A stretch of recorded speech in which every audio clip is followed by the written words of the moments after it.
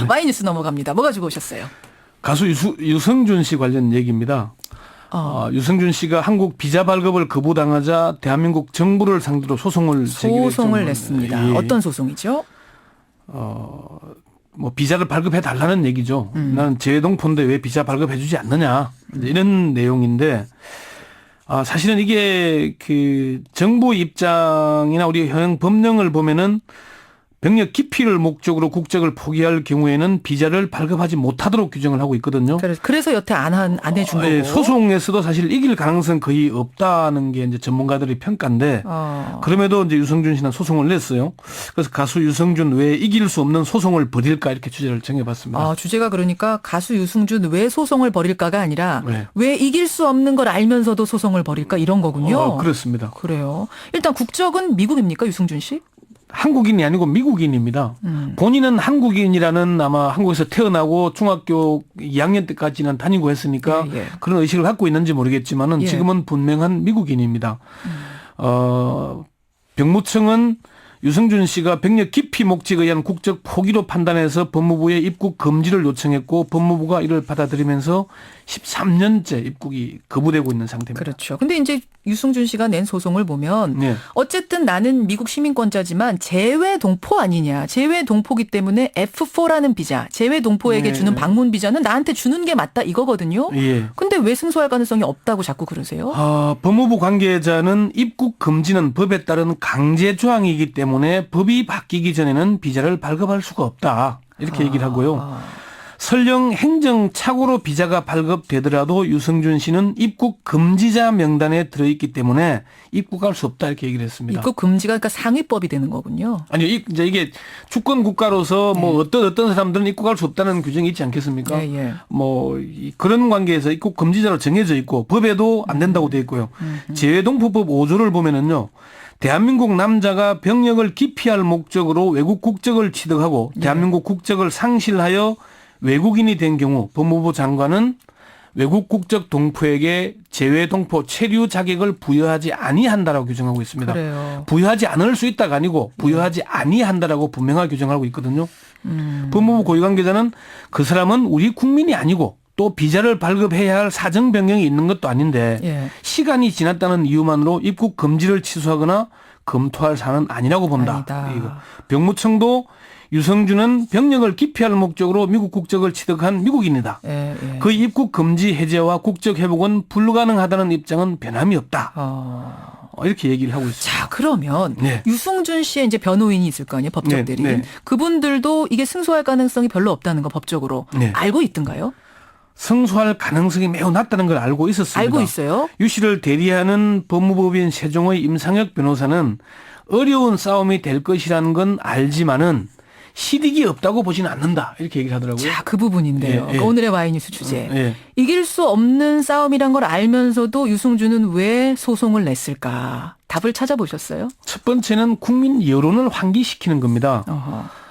유승준 씨의 미국 시민권 취득이 병력 회피를 목적으로 이루어졌다고 하더라도 그것이 자기가 태어나서 중학교 2학년까지 자란 고국에 평생 동안 들어오지 못할 사유인지 그런 점들을 짚고 넘어가야 한다는 생각이 들었다. 그 얘기는 국민들 중에 이건 좀 너무하지 않아. 그래도 이건 너무해라는 분들도 분명히 계시거든요.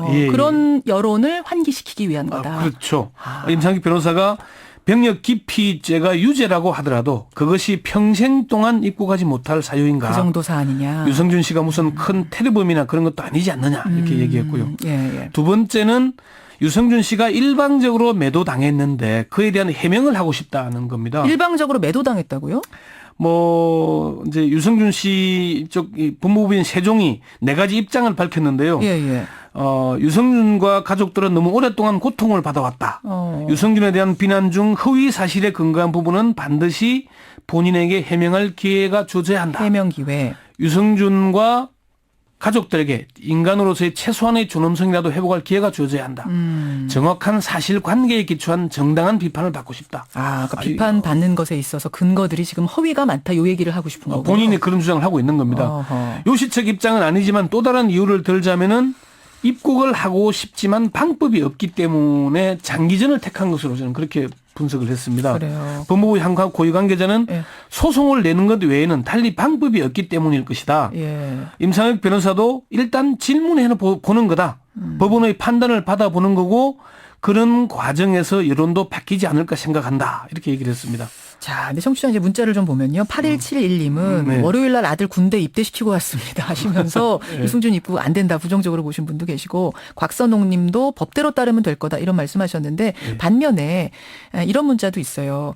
유승준 씨에게만 너무 가혹한 거 아니냐. 고위공직자 자녀 중에 국적 포기해서 병역 면제받은 사람 수두룩한데 네. 한 사람에게만 너무 가혹하다. 어떻게 사실 보세요? 그런 여론이 사실 적지 않습니다. 고위공직자 아들 가운데 30명이 유승준 씨처럼 국적 포기로 병역을 면제받은 것으로 나타났죠. 맞아요. 백군기 의원이 국정감사를 앞두고 이제 자료를 공개했는데 고위공직자 직계 비속 가운데 병역 면제자가 784명이었습니다. 예, 예. 그중 고위공직자 26명의 자녀 30명이 그 국적 포기로 병역을 면제받았죠. 맞아요. 예. 근데 이들도 유승준 씨처럼 평생 입국 거부자로 분류하고 있는지 그게 의문입니다. 백군기 의원은 이미 국적을 상실한 자에 대해서도 병역을 기피할 목적이 있었는지 여부를 조사해서 입국 금지 조치 등 합당한 처벌을 받을 수 있도록 해야 한다 이렇게 지적을 했습니다. 예, 예. 그리고 고위 4급 이상 고위공직자 중 우리가 10%가 넘는 인원이 지금 병역 면제자죠. 예. 또 국회의원 19대 국회의원 중 47명도 병역 면제자입니다. 박근혜 정부에서도 황교안 국무총리, 황찬현 감사원장 등이 병역 면제 아닙니까? 그렇죠. 그러니까 좀 과한 거 아니냐 그런 여론이 있는 게 사실입니다. 근데 이제 거기에 대해서 우리 청취자분들은 이제 천익종님은 본보기인 거다 유승준이. 네, 그래서 지금 케이스죠 일종의. 네, 이런 국회의원 뭐 아들이라든지 이런 고위공직자들 중에 병역을 이런 식으로 기피한 사람들도 똑같이 하는 게 맞다라고 이경선님 외에 또 문자 주시는 분들도 계시는데 13년 정도면 그래도 충분하지 않느냐 이 지적에 대해서는 어떻게 보세요? 솔직히 그런 지적들이 적지 않았습니다. 고위공직자의 자녀들도 국적 포기로 병역을 기피해도 마음대로 오갈 수 있는데 유승준 씨에게만 너무 가혹한 거 아니냐. 살인죄도 공소시효가 15년인데 한국에서 태어난 유승준 씨에게 평생 입국 거부는 지나치지 않느냐 그런 얘기가 있고요.